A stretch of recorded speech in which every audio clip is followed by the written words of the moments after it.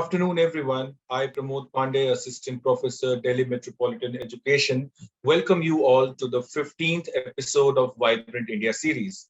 I also welcome all our viewers who are watching us live on Facebook. Vibrant India series is an initiative of DME Media School for celebrating 75 years of India's independence. This series will be a year-long exercise. As part of this series, we are inviting inspiring personalities for online talk, interview, and interaction with our students. The invited personalities for this series are from all walks of life and from all parts of the country. And today, our special guest is Ms. Vibha Lakhera. She's not only the managing trustee of Reach Out Foundation, which is a non-profit organization creating awareness about racial and ethnic discrimination, but she's also the founder of Project Empathy. I welcome you, ma'am. Thank you. Now, I would like to take a moment and introduce Delhi Metropolitan Education to our viewers. Delhi Metropolitan Education is a A-grade premier educational institute affiliated to Guru Gobind Singh Indraprastha University, New Delhi, and approved by the Bar Council of India. The institute offers BBA, BA LLB, BBA LLB with BCI approval, and BA JMC programs. DME believes in imparting world-class education to its students while training them to develop and enhance their skills.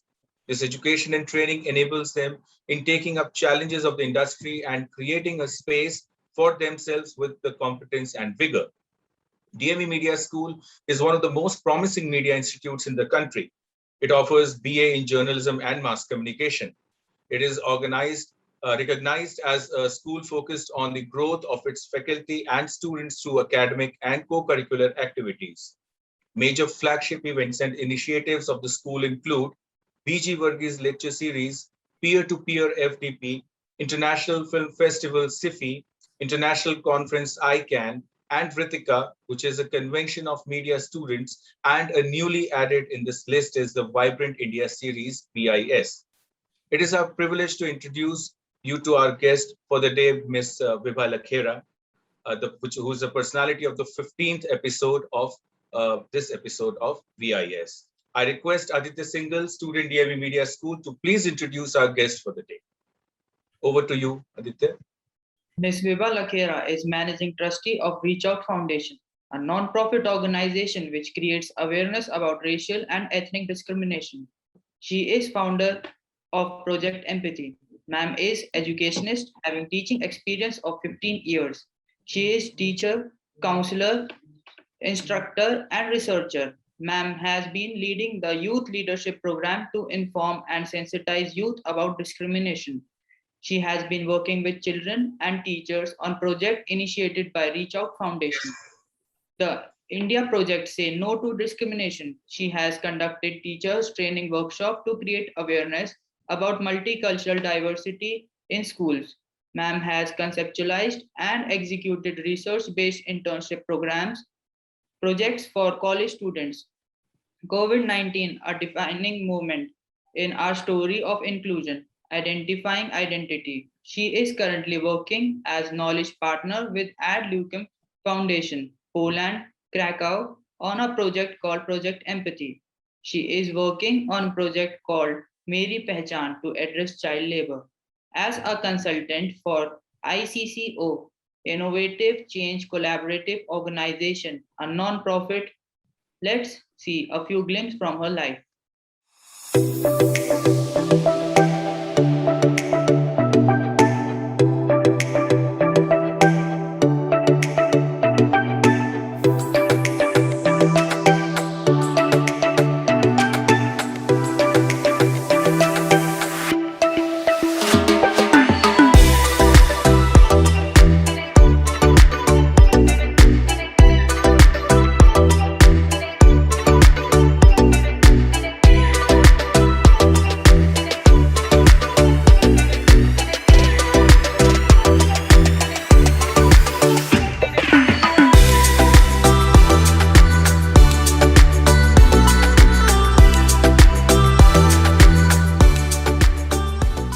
Thank you very much, Aditya, and thank you very much, ma'am, for joining us today. It is an honor to have you on our program.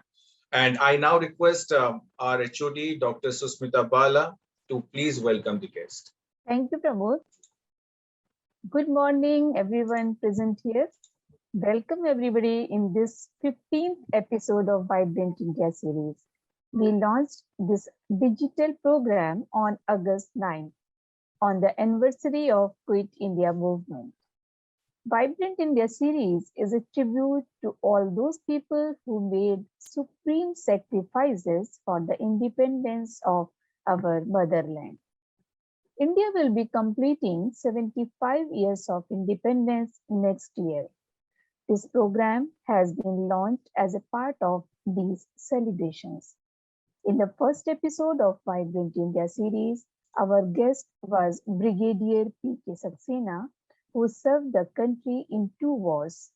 Following this, Madam Bhavareen Kandhari, a known environment activist, Professor Ujjwal K. Chaudhary, senior media educator and column writer based in Calcutta.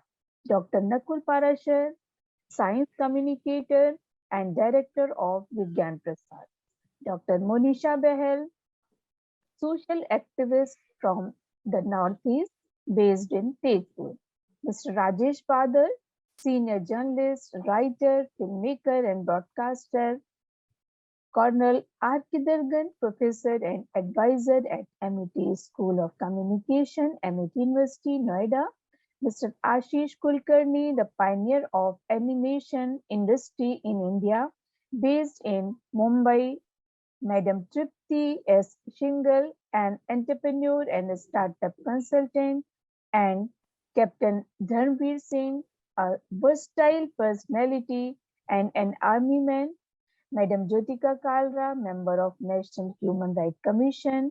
Mr. Sanjay Banerjee, a sport journalist, broadcaster, and commentator. Mr. Augustine Dalat, communication specialist with UNICEF, and Captain Indrani Singh, a pilot and entrepreneur, were our guests. In the making of this country, we all play our roles as a soldier, doctor, engineer, as educator, journalist, lawyer, environment activist, social activist, as science communicator, filmmaker, as human rights protector, as a journalist, communicator, as a pilot, and many more. Many of us work for creating a more inclusive society for empowering women and children. So, today in this 15th episode of Vibrant India series, we have with us Ms. Vibha Lakhera with us, who has made an immense contribution in our society. Welcome, ma'am, in Vibrant India series. Welcome you all. Thank you very much, Susmita ma'am. Now I request Dr. Professor Amrit Saxena, Dean DMB Media School, and is also the originator of this program VIS that we are holding today. I request him to please address the gathering and take the program forward. Thank you, Pramod. This program has already been told, we conceived in August and we started the same month on 9th of August. And the whole idea was that when we are celebrating 75 years of independence, though we will be celebrating next year, but then the celebrations have started 1 year ahead. So we planned that we should come out with some such programs, since DME is an educational institution, and particularly in DME Media School, we teach media, and media is something which is cannot be taught within the 4 walls of the classrooms. It is something wherein a lot of training, lot of exercises have to happen outside the classroom. So, and in education, otherwise also what we need to impart, not only the class lessons, but beyond that, some such things have to be done, some such activities should be there, or we have to invite such kind of people who could be motivational, who could be inspirational to the students. And we all in our day-to-day life, we get inspired by one thing or the other, or or by looking at somebody's personality who might be doing something good, and we always wish that had we will also be able to do such kind of things. So that was the basic idea behind, and we are trying to reach out to such kind of people who are doing the real work on the ground, because number of time it happens, it's a media age, right from conventional media to the social and the digital media. A lot of promotion and publicity is done of the work which is done by the people, but it's still there are some people who get that celebrity status wherein everybody is behind them. But our intention has always been to reach out to the people who are doing work on the ground and whose work could motivate others to be participative in that work, or to start something wherein we can contribute something to the society, because this is a country wherein we, each one of us, have to contribute in one way or the other. So that was the basic idea behind it. Then within 2 months we have been able to come to this 15th episode, and all our illustrious personalities who we have been inviting, they have been so good, and students have been so happy with whatever they have been receiving from these distinguished personalities. So today we have Mrs. Vibha Lakhera with us, who has been working so much among the children, among the women, among the that section of society which is really needs to be taken care of, and the kind of society that we are trying to build in our country, and the expectation that is there from the constitution, that we have to create an inclusive society. We have to create a society which is free from all kind of discrimination. So she is one who is working in these areas, which really impressed me, and that is how I requested her to be part of this series and to tell all about her work, and whatever she has, I mean, thought-wise, whatever she has been thinking, and action-wise, whatever action she has been taking, and all through his life. So we would like to know about her life journey, the problems, the challenges that she has been facing, how she has come out with all those problems and challenges, and has created a niche, has created some space wherein the society can be integrated, society can be turned into an inclusive society, which is ultimately to the benefit of our country. So I welcome Mrs. Vibha Lakhera to this program, and I will request her to please tell all about her life and work to us all. Thank you. Thank you, Dr. Saxena, for inviting me over for this event. And a very big thank you to Delhi Metropolitan Education as well, all the team members here, and all the students who are sparing time on a lovely Sunday morning. Sunday mornings are very precious to everybody. So to take out time to hear a talk by somebody like me, I really don't think that I am so illustrious wherein I should be sitting and talking about my life journey. Only thing that I can offer, I suppose, is my set of experiences, which may somewhere resonate with the students. They may find some kind of a connection out there, and they may find certain vulnerable points which they also may be facing right now as students in their journeys, and also feel inspired to not give up. So to not give up has been my motto, and by which I have been, living since the last 7 years, since the time I started work in Reach Out Foundation. But before I begin from the beginning, I must say that to get started has been the hardest task for me. There is a deep inertia in me that wants to remain safe in the place where it sits. Therefore, initiating anything is the most difficult part for me. However, once the wheels are set rolling, I can feel the thunder of a speeding momentum of a journey that is bound to affect me more than anyone else. So I do feel that perhaps there is some kind of a, something that stops me from moving forth. Maybe it is a part of me which questions me, my own abilities, the part which says that you are not good enough, which a lot of students also come across while they are studying, while they are trying to do new things, and they get halted by these thoughts, the mind chatter that happens inside of us, inside all of us for that matter, and we are not able to move forth. And so I do feel that this inertia, maybe it arises from these kinds of thoughts that are a part of my being as well, but I have experienced in my life, and which I would like to tell the students at the outset itself, that even if this mind chatter does occur in your heads from time to time, you must take that first step forward, because once you have moved, once you are not feeling unstuck, there is no looking back. The courage to take the first step is the most courageous part, that courageous thing that you can do for yourself. So I grew up in Lucknow, the city of Ganga Jamuni Tehzeeb. It is a city that allows people to settle down with ease. In times of migration, whether it is global migration or internal migration, I would like to say that the city where I come from, it's a simple city and it allows people to settle down with ease. It does not ask too many questions. It does not judge people. It just allows them to be. I studied in Loreto Convent. I was good at academics, and I would get selected for extracurricular activities as well. And if I can put it that way, I was part of an elitist group in the school. Uh, and we were quite full of ourselves also. We were teachers' pets. We were getting selected for extracurricular activities time and again. We did not care what was happening to the underachievers. We did not care what was happening to the ones who were not selected by teachers, who were not teachers' pets. We did not realize that this is how we were learning how to create haves and have nots in the society.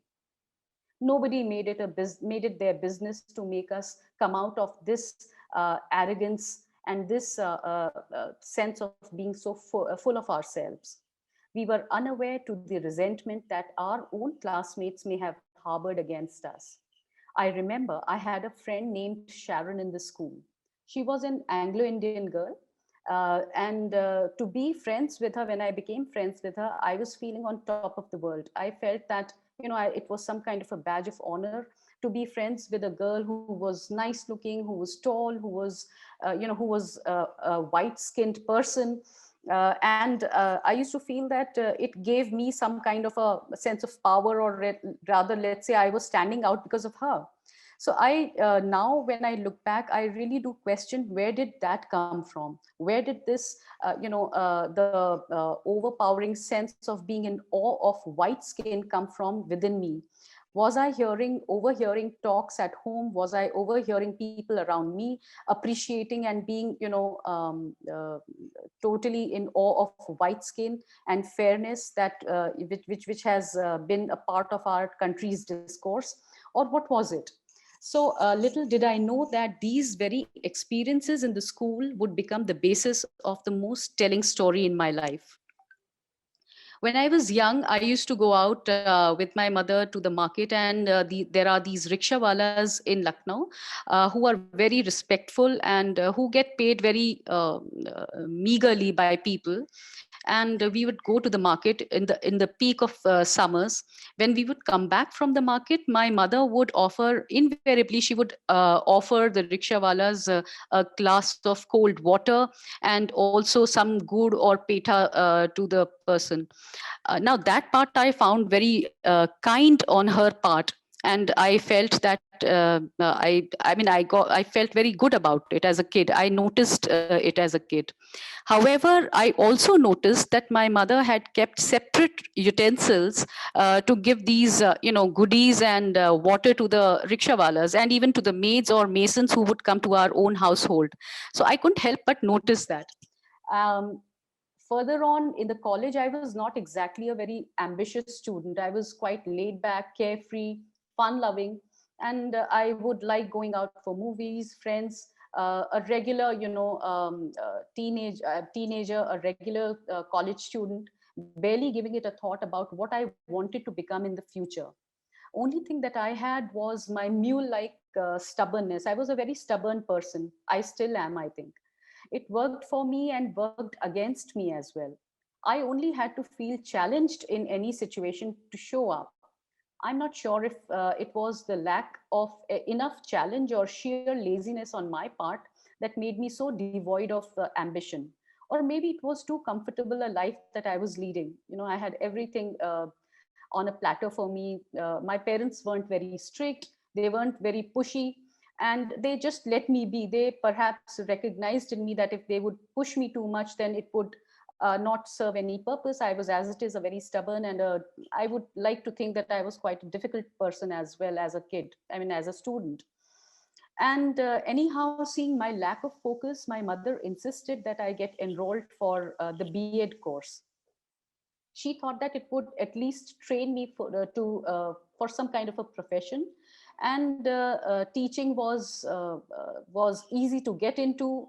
It was, there wasn't a very difficult competition, and however it was considered as something which was not a profession which did not pay well enough, and it was quite non-glamorous as well, and I never thought that I would end up becoming a teacher. However, I did do my B.Ed course and I did end up becoming a teacher. My life as an army officer's wife has been like one long holiday. It took me to places, there were parties, get togethers, and there were a lot of friends as well. I lived in an ivory tower. I worked in schools off and on, never in a stable way. It has been a good life, yet it did not give me the opportunity to optimize my skills. Never mind that I did not really think about it. I was simply happy with the way things were, normal and comfortable. Most of the times, predictable. I was in control of things and certain of the plush settings around me. There was one thing, though, that was extremely wonderful. I was getting to interact with a lot of diverse groups of people. And in that sense, I would like to say that I was perhaps a detached person internally. So I was not finding it difficult to move from one place to another and settling down in a new place with new sets of people in a new home. So it was not difficult for me. I would not really get attached to the places where I would be going. That is how I would like to think of it. Although it may not be the case, but as of now, it seems that I wasn't getting too attached with places, and it worked well for me in that sense. And I could gel with people, I could interact with them, and I could actually, ask a lot of questions about their backgrounds, their diversity, and all of that. Over time, I even stopped noticing the differences that women in the army had, or officers in the army had in them. The connecting thread was the army. Definitely, that was a very big factor that brought us all together. This aspect had been very helpful when I visited England in the year 2019, where my spouse had taken up a course in the Royal College of Defence Services. And I was interacting with the spouses from 51 countries. And it was quite amazing to see how groups of human beings who are from all different nations, different religions, different races, how they came together and how they, started interacting with each other as a, cohesive group. And the first point of interaction would be the racial factor, how a person was looking. There were, in a bigger group, there were smaller groups which were getting formed on the basis of the skin color, the race. And never mind if the same race people were of different religions, it did not really matter. So women from Singapore, from Vietnam, from Japan, they were all a part of the same group. And women from Nigeria, from South Africa, they were naturally gravitating towards each other. So it was quite, that was quite a good thing for me to observe as well. And it also became a point of learning for me how human beings come together. And out there also, the connecting thread was the army again. Armies across the globe are the same, I think, and spouses also share a common ground because of that. A little more than 7 years back, I took up work in Reach Out Foundation. It was the turning point in my life. There was a before and after. I was one of the members in the founding team. The foundation was to work on racial and ethnic discrimination. Much as I would like to say that I was well aware of what this meant, I was quite oblivious to the reality of discrimination on the one hand, and on the other, racial and ethnic discrimination sounded more like Greek to me. I was a teacher. I had not come across these. I knew what discrimination meant, but what is the experience that people have on a day-to-day basis? It was completely oblivious to me.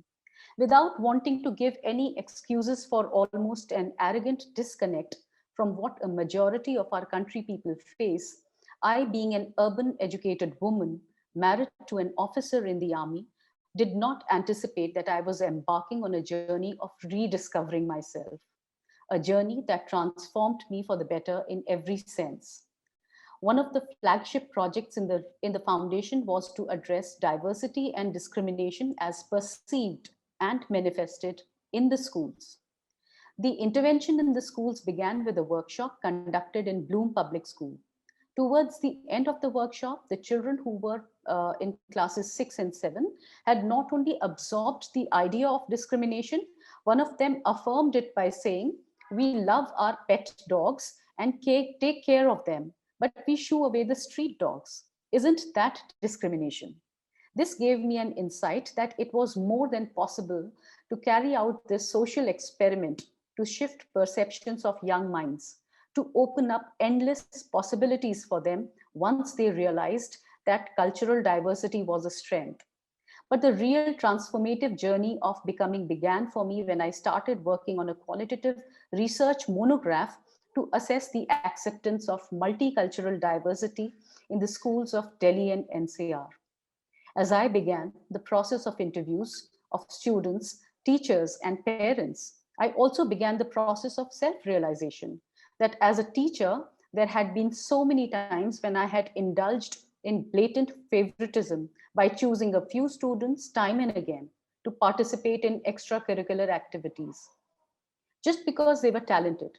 I realized that how oblivious we as parents and educators are to the disappointments and frustrations, and a lot of times to the pain of the students that they go through because of the exclusion that they feel in the schools. Ironically, somewhere in the process of growing up, we forget the path traversed by us in the exact same manner during our school days. And all of this I was realizing while I was interviewing the teachers and the students. They were telling their narratives, their day-to-day experiences, which we take as a given. We think that this is how things happen in the school. It is organic. It's okay if children are teasing each other, if they are calling each other names. It's fine. It's a part of growing up. We little do we realize that these experiences that children have in the schools, and the way they feel excluded in the schools, it becomes a part and parcel of their own personalities. And when they grow up, and when we grow up and become adults, we are operating from that vantage point. These experiences, they don't go away. They are a part of our psyche. And this feeling of not being accepted, not seen as they are, leaves the children with perceptions and beliefs systems that go a long way in molding their personalities. This further assured the conviction in me that human diversity and its acceptance had to be taught in the schools. Efforts had to be made to help children, teachers, and parents realize that accepting people as human beings first was the very basis of laying grounds for social justice and equality. On the practical level, students passing out from the schools have to be given a solid basis to settle down in colleges, which are away from their own hometowns. They have to be equipped with the adaptability and open-mindedness to settle down in new surroundings. I'm sure a lot of students who are studying in Delhi metropolitan education must be coming from other places than Delhi, and they must have encountered situations, or they must have come across people and found it a little bit difficult to settle down in the place. So it's when we talk about diversity and discrimination and favoritism and all these aspects in the schools, we are also preparing students to go out in the world, in newer places, and settle down well out there, become more open-minded about it, become also more self-accepting to that extent. I was realizing that a journey that will steer me on the path of deepest change had begun for me. And change me it did, from within and without. The more steps I took ahead, and the more I found myself questioning everything around me, even my own way of dealing and behaving with the world around me. I was sure that unless there is some kind of a shift in myself, there is very little I will be able to do to shift perceptions of children or teachers in the outer world. It was as if I had to unlearn all that had been fed and programmed into my belief system and perceptions regarding religion, class, caste, nationality, and just about most things. And here I would like to say that while I was changing so much, while I was questioning so much, there was a lot of change in me which was occurring, and my own family members, they were finding it strange. They had seen me be a certain way throughout their lives, especially my spouse, who happens to be in the army. For him to come to terms with his own wife changing so much, questioning so much about so many things, even certain things which happen in the army, it was a very difficult thing for him to accept. And that is also that part of my journey was also, it was full of challenges. There were times when we would not see eye to eye with each other's point of view. And it took a while for the ball to settle down to a certain point where he accepts my way of looking at things, and I of course understand that he has his duty to take care of. So in Reach Out, I have been spearheading the project in one of the schools in Delhi. It is like a social experiment where we are talking about discrimination, how it is seen on a day-to-day basis in the schools. As well as what we did was we connected these students here in Delhi through an exchange of letters and cards with their counterparts in Assam, Manipur, Arunachal, Meghalaya, and Kashmir. This also revived the art of letter writing. And it was a very beautiful process, and children were very eager to send letters, they were eager to receive letters, and it became a very good medium to explore the rural diversity as well, because the children in the northeast a part of the country, as well as Jammu and Kashmir, they were in the marginalized areas, they were in the rural areas. So for them, it was opening up a window in a city like Delhi. In this period, I worked very hard to not only educate myself about civil society, I also learned and taught myself the nuances of exclusion, inclusion, identity, acceptance, discrimination, bullying, empathy, and so on. I was helped by a lot of people for which I am more than grateful. I was nurtured and mentored by Dr. Monica Banerjee. She is the head of Interglobe Foundation. Back then in 2014, when I had started work in Reach Out Foundation, she was the director of National Foundation for India. I was also taught and oriented by Mr. Kishle Bhattacharjee, my colleague and a very senior journalist. It was 2020, the year of the pandemic. Like everyone else, I was homebound. I had my two sons for company, my house help, and the children who would come to me in the evening for a short while for studying and learning. My spouse, a soldier, was out somewhere, ensuring that he did not err from his set of duties. I would like to tell the young people who are perhaps the listeners also today that if you really want to have something unique, you want to create something unique as a journalist, you will have to be vigilant, you will have to be sensitive to this little stories that are happening right in your own immediate environment, with the people who are right around you. They may be whosoever they may be the maids, the vendors, the people who are helping you out, your own parents, your grandparents. You have to be sensitive, and you have to be able to observe human beings who are bringing in a lot of diversity in your own immediate environment. And that will bring in a lot of originality, that will bring in a lot of uniqueness, because these experiences will be observed by you, and nobody else can observe them the way you will observe. It'll be your own unique processor which is built in inside of you, which will be able to write those stories down, and you will be able to project it out in the to the rest of the world. And this is exactly what happened with me during the pandemic as well. While I was teaching the mates kids who would come to me in the evening for a little while, I was also getting to observe how they were experiencing the pandemic, what was happening in the household of my mate, how she was struggling. And I tried to help her out in my own way. I would get a lot of solace also from the thought that at least there is one person who I can reach out to, I can connect to, I can, help these children study even when they are not being able to have access to the online classes because there were no devices with them. So it gave me a lot of strength from that point, and it energized me also. Hence, in that period of being locked down at home, where one was not left with any other choice, I found myself spending time with 5 maids kids between the age group of 8 to 13 years. We would study English, Hindi, and math regularly. They became my humans who kept me energized at a time when emotional and mental lethargy was sucking the life force vitality off of people. Spending time with them gave me an entry into their worlds.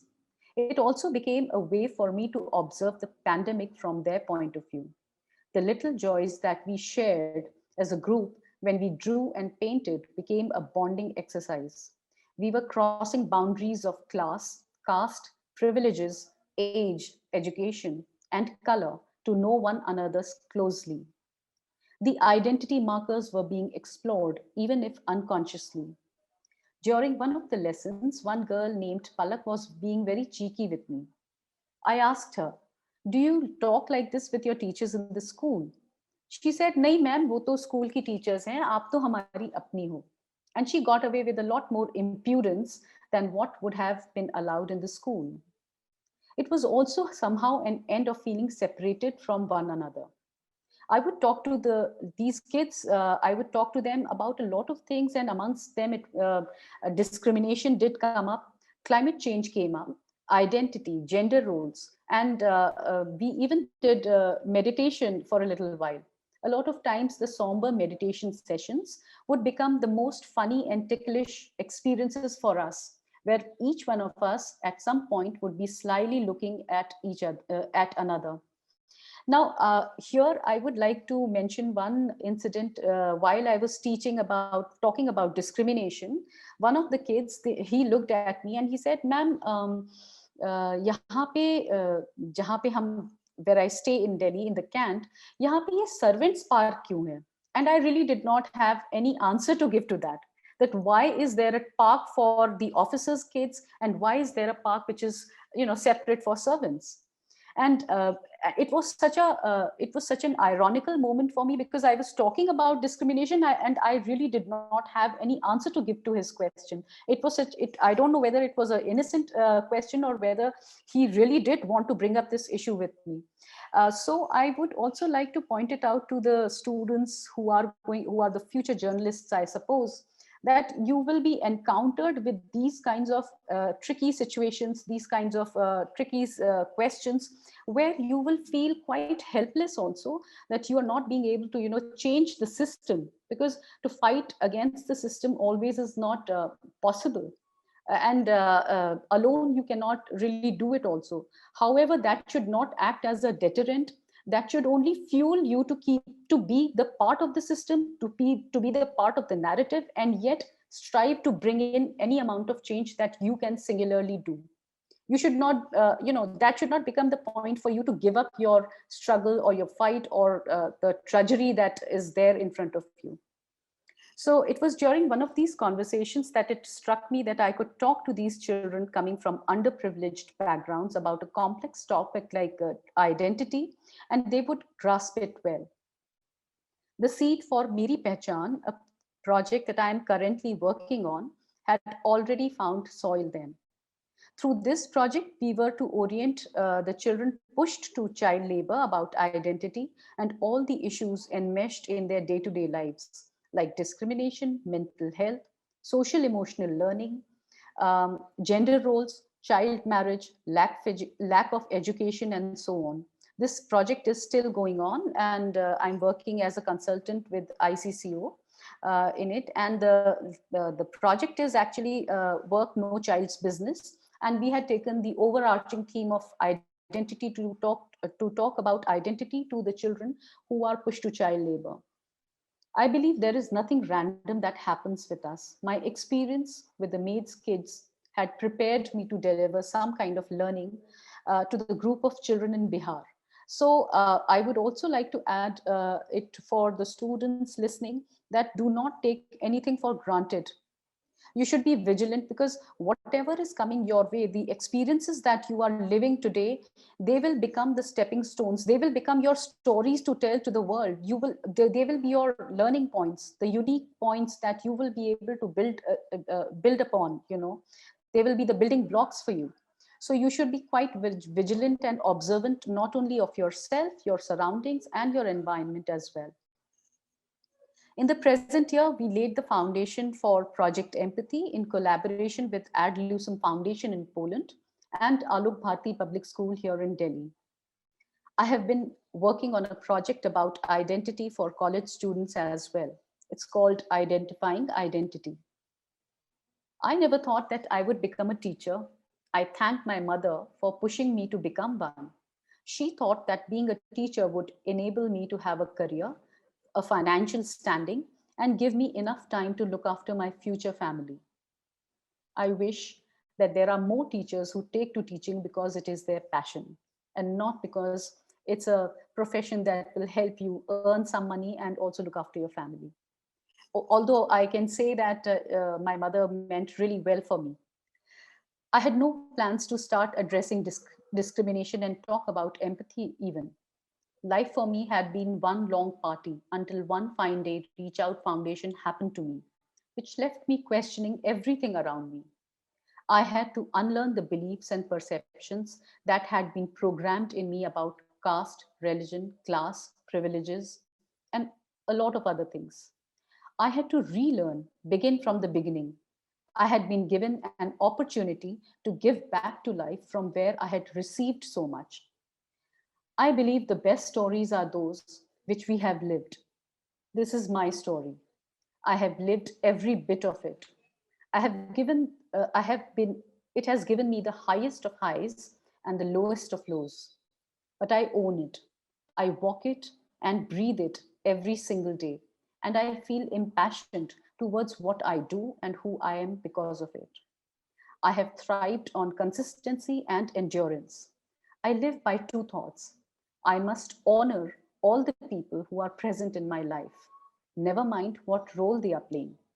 The second is to have belief and unflinching faith in myself and my own journey.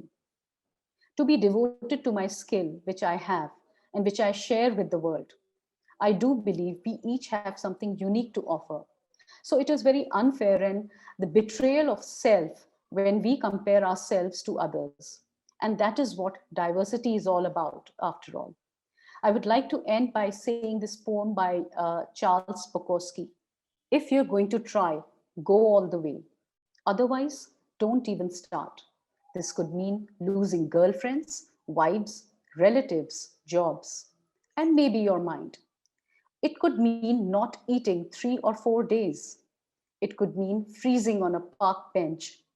It could mean jail. It could mean derision. It could mean mockery, isolation. Isolation is the gift. All others are a test of your endurance, of how much you really want to do it. And you'll do it despite rejection in the worst odds. And it will be better than anything else you can imagine. If you're going to do it, try go all the way. There is no other feeling like that. You will be alone with the gods, and the nights will flame with fire. You will ride life straight to perfect laughter. It's the only good fight there is. Thank you. Thank you, Vibhaji. It was such a wonderful expression that I was completely engrossed as to what you were talking about.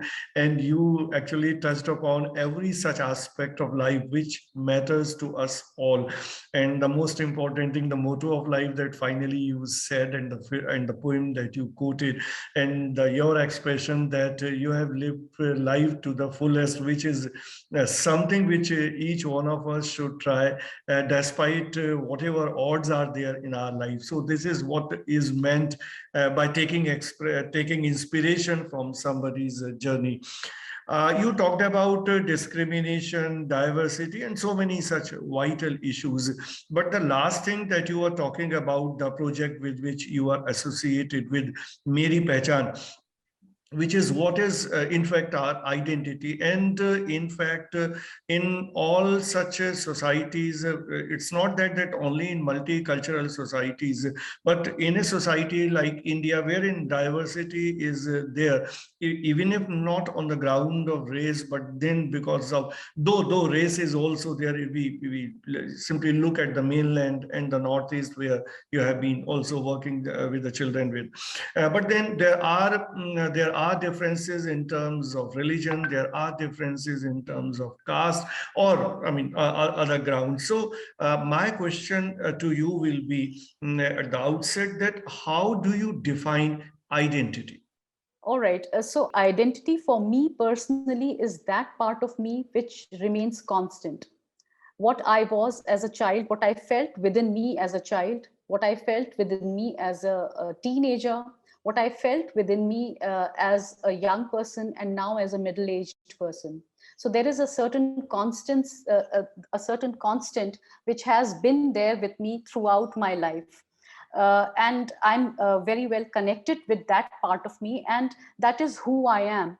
To be able to put a label on that, be it in terms of the role I'm playing as, let's say, the founder of a certain project, or wife of a certain person, or the managing trustee of a certain organization, or any other label that you may want to put it. These are all transient, they keep changing. But for me, identity is the constant, that part which remains unchanged in every human being.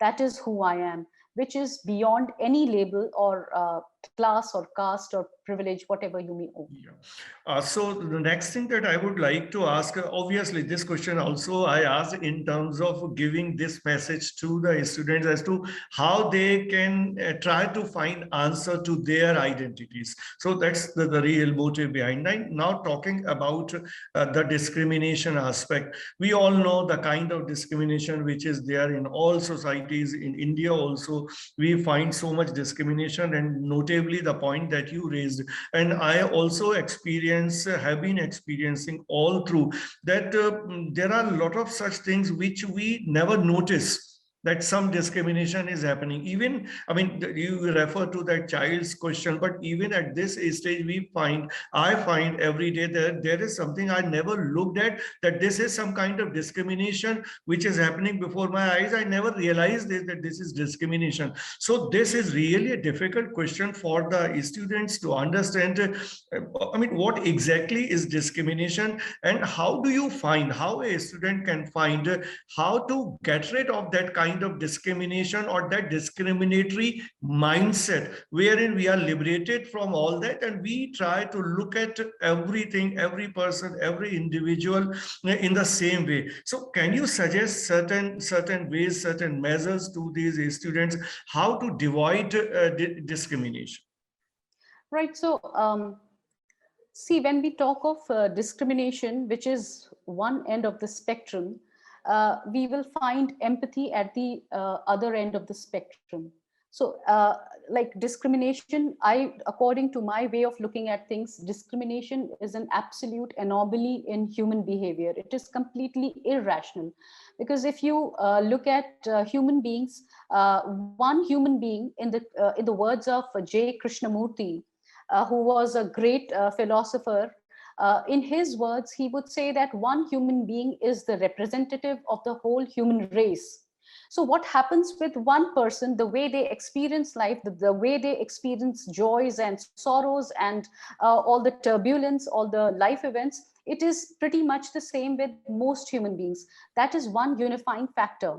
And to that extent, when we start becoming empathetic towards our own selves, when we start connecting to the part of ourselves which feels joy, which feels sorrow, which feels discomfort, embarrassment, anger, all of that, when we are becoming more and more aware of ourselves in that sense, we will be able to identify the same happening with other people as well. And from there, we will be able to find that the differences which we see in terms of any kinds of labels that there are, present, they will start falling apart. For example, there is this, I have a maid in my house, and my own experience has been that now today I have reached a point where I look at her as a woman who's working for me, all right, but I also realize that these are the roles that we are playing. I'm playing a role. Because of my privilege, I have a certain role. I am her employer. She's my employee. At the end of it, we are two women who have got children. We are two women who are also experiencing life, and there is a lot of parity in our experiences. So when you start getting aware of things in that sense, when you start looking at people as human beings first, rather than the labels that they carry in terms of whichever caste they may be coming from, whichever religion they may be coming from, I think that can be quite a unifying factor for everybody. And the students can also start, looking at people as humans first, rather than what clothes they are wearing, what watches they are wearing, what shoes they are wearing, which families they are coming from. Because for young people, for young generation, a lot of times these things do matter. The mobiles, the kind of gadgets that other students are carrying, they become markers of their privilege, of their class, of their backgrounds, the economic and financial backgrounds that they come from, and we start viewing people from that vantage point. So the humanity is the one factor that they must. Yeah, I completely agree with you, because I mean, we all suffer from a lot of stereotyping, and we look the people in a certain fashion because we have been conditioned that way.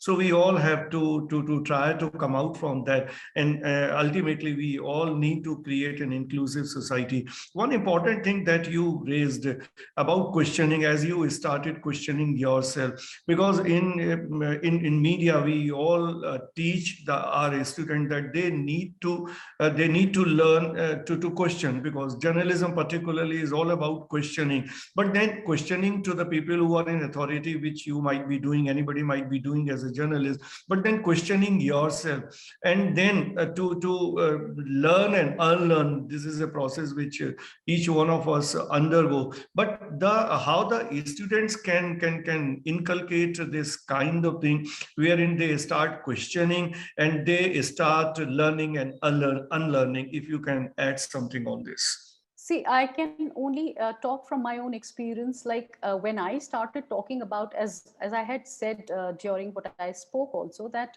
when I started talking about discrimination, or rather when I started working in the foundation, I knew discrimination as a word.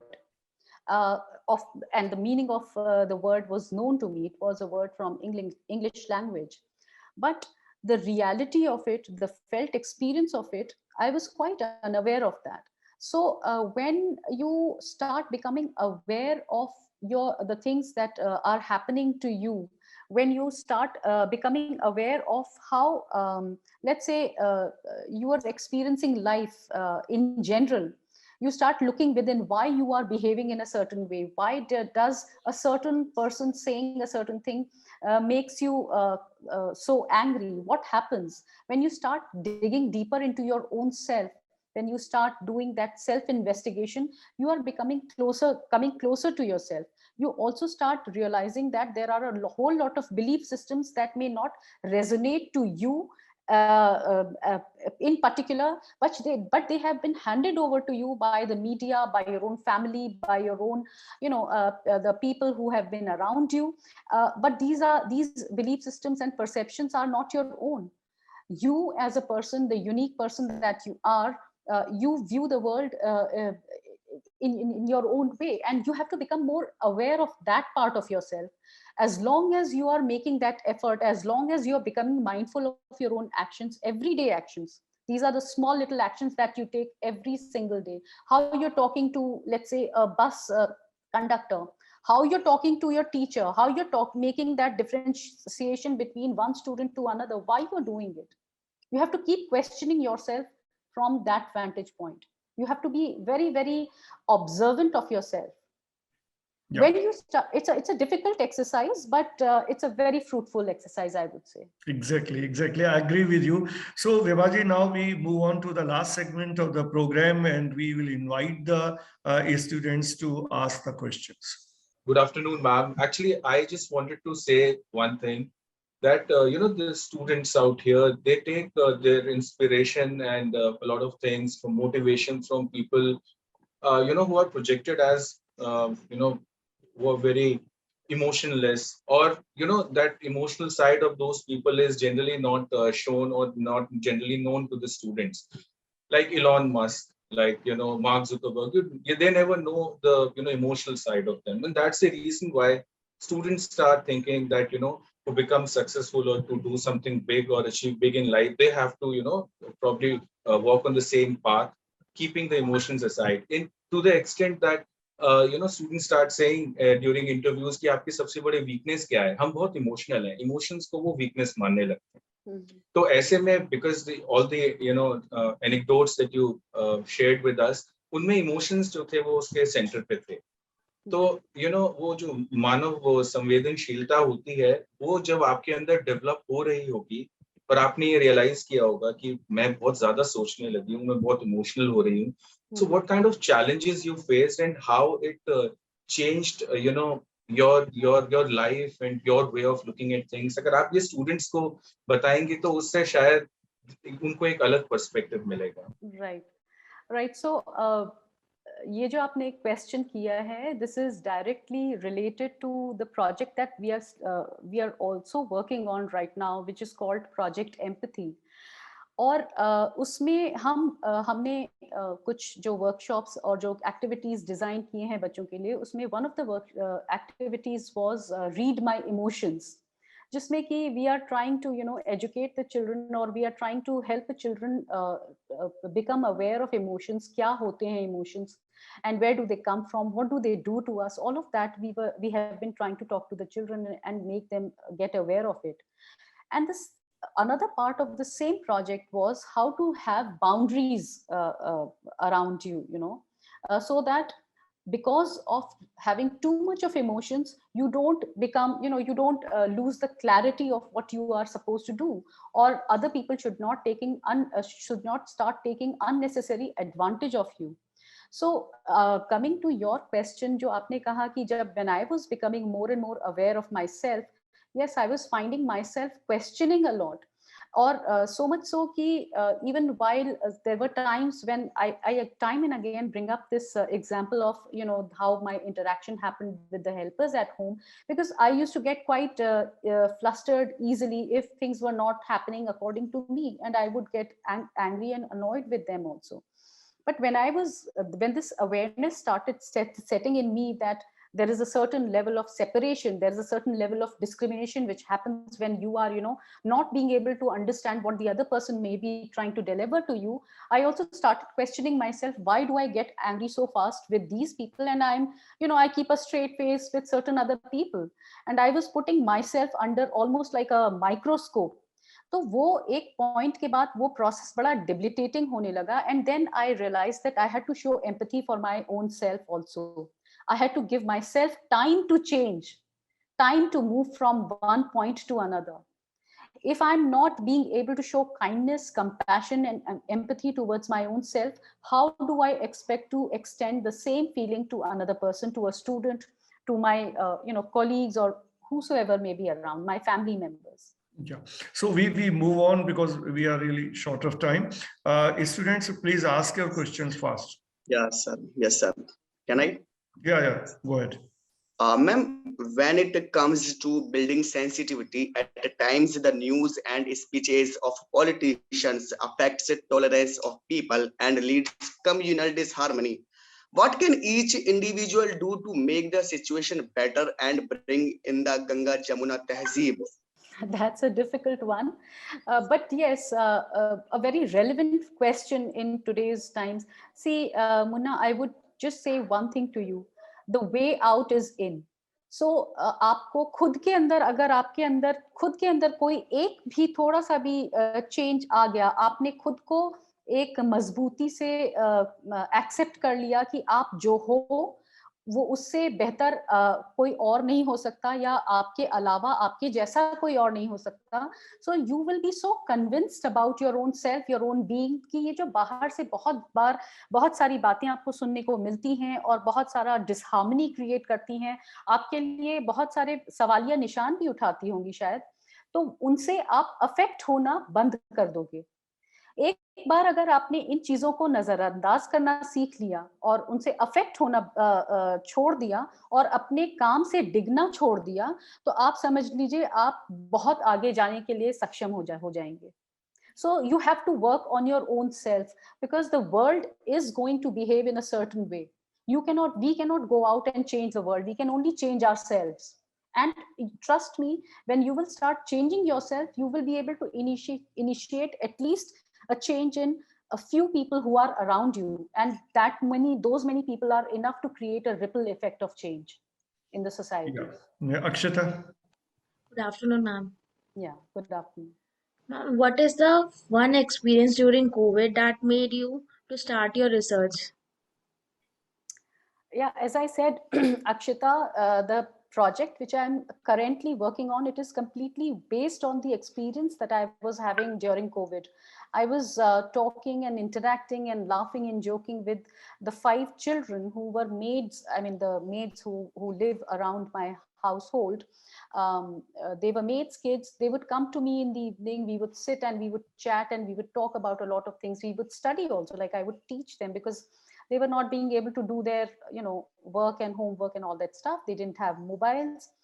And during the course of my interaction and talks with these children, I got this idea that one should talk about identity to children who are coming from underprivileged backgrounds. One should give them the agency to know who they are. They are not just maids' kids. They are children who have so much potential. Ma'am, and how do you feel the social emotional learning of children will be affected as they join the school? Well, Akshita, I feel that human beings are quite adaptable beings.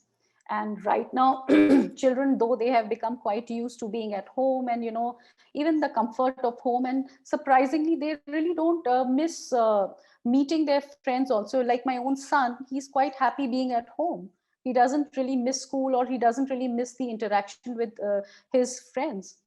But that is for now, because mind has accepted the situation as it is. I think once the schools reopen, the adaptability which is present in everybody, people will adapt, students will adapt, and things will perhaps to some degree go back to how they used to be. Not exactly how they used to be, but to some degree, definitely, yes. Yeah, any other student who wish to ask a question? Good afternoon, ma'am. Ma'am, can you give some advice on dealing effectively with cultural shocks that come with moving and changing places? Yeah, so Akshita, right? Ma'am, Swastika. Sorry, Swastika. Yeah, so Swastika, when you move from one place to another, in my case, as I was experiencing the movement, I felt that I would approach a new place with a little bit of detachment. I would just try to curb the fear that that comes up, because you are going to be in an uncertain surrounding. You'll be surrounded by the uncertainty of meeting new people, of there being a new place, of settling down in a new house. So I would try to just shut those thoughts out, and I would be a little bit detached. I would go through the movements that were happening, like I would look at it as one more process to go through in life. And bit by bit, I would realize that as and how I was settling down, I would start finding the sense of familiarity. Even I would start talking to people, and on a one-to-one basis, you start finding stories that connect you. You start finding that they are as vulnerable as you are, perhaps. The vulnerability factor is the same in you and in the person who may be coming originally from that place. So yes, that part has really helped me, and I would suggest and advise that for students who are coming from other parts of the country to Delhi, they can have this a deep conviction that you are as good as anybody else, and also that this is part of your journey, part of your life, and this is part of your learning as well. Thank you, Vibhaji. Now we move on towards the end of the program. It was really a very nice journey with you for more than an hour.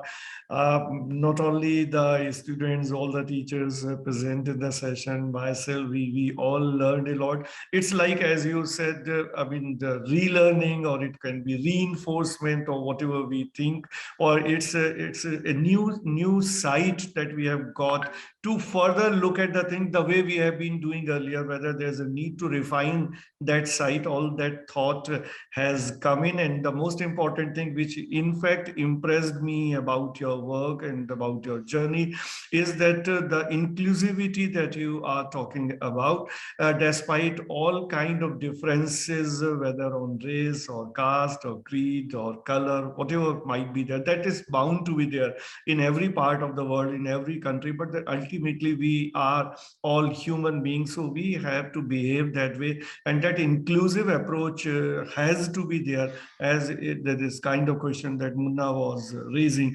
This is something which obviously perturbs us all. So we all have to make efforts to bring to create an inclusive society. And I believe your input will go a long way towards the learning of my students. So thank you so much for sparing time on Sunday to talk to the students of DME. And thank you very much to all of you to be there in this session and listening everything so patiently. Thank you all. The first impression that comes to our mind about any college: tall buildings, big classrooms, large lobby areas, thick books, IT labs, assignments, class tests, and projects. Nothing besides that. Every hour, minute, second spent here help us carving and shaping our persona, cultivating innovative mindsets for the challenging world. Learning is a lifelong process. Sharing knowledge, inculcating values of life, spark the innovative horizons of mind. Fun and frolic is the nature of every nook and corner here. A daily dose of thrill we are sure to get here.